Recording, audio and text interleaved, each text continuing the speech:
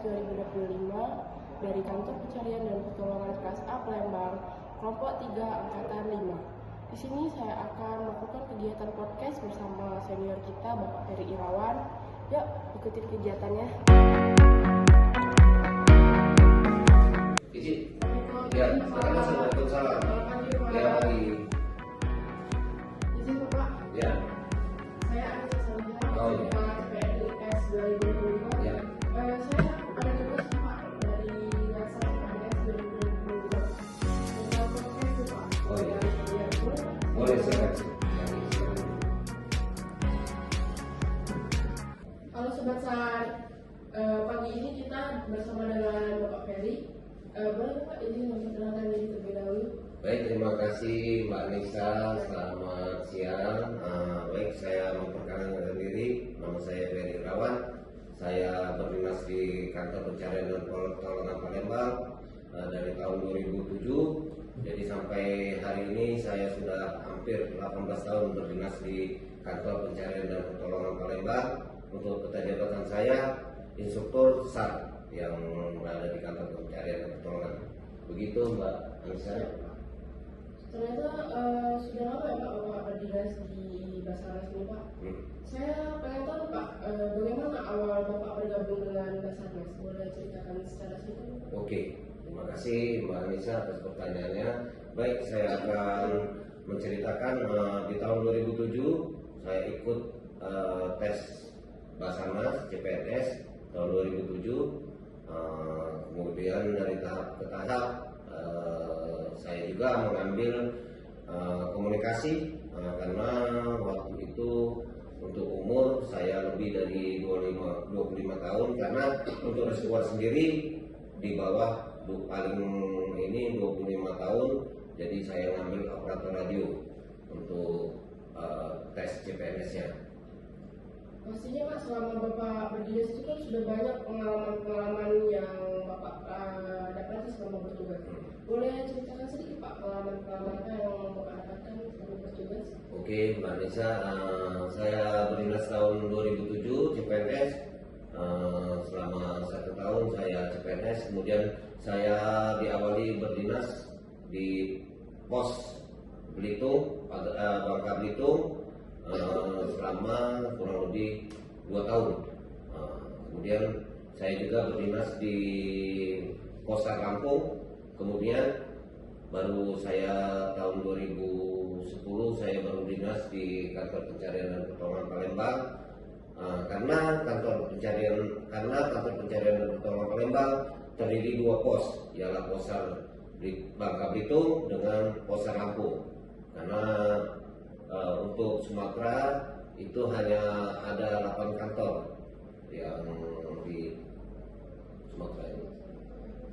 Lalu untuk kegiatan-kegiatan apa saja Pak yang dilakukan oleh Resklat Kantor Pencarian dan Pertolongan Palembang dalam hal peningkatan pembinaan fisik untuk kesiapan dan kelancaran operasi SAR lapangan Pak?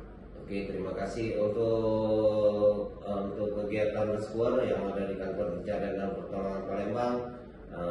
Dari Bina Tenaga kita ada kegiatan kesemaptaan yang dilaksanakan dari hari Selasa sampai Selasa dan hari Kamis. Jadi kurang lebih untuk per bulannya itu 8 kali kegiatan untuk pembinaan fisik. Nanti lari 2400, kemudian kita juga nanti ada kegiatan push up, sit up, shuttle run, dan masih banyak lagi kegiatan 12 item yang kita laksanakan. Kalau apa saja sih Pak bentuk pelatihan atau bentuk pengembangan kompetensi yang ada di Kantor Pencarian dan Pertolongan Palembang untuk memastikan kesiapan personel di lapangan? Oke, terima kasih untuk pelatihan yang diadakan dengan BPSDM, Kantor Pencarian dan Pertolongan.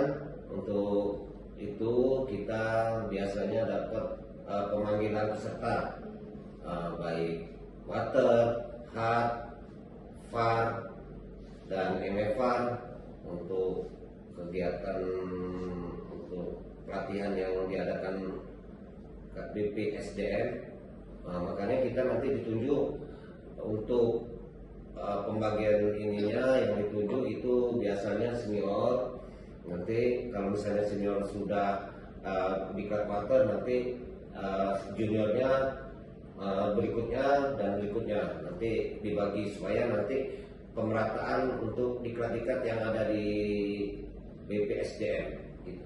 Berarti itu ada kuotanya ya Pak, kayak misalnya per tahun berapa yang bisa ikut diklat itu ya Pak? Oh iya, kalau untuk kuota biasanya dari BPSDM itu satu orang, jadi untuk diklatnya, jadi nanti dibagi.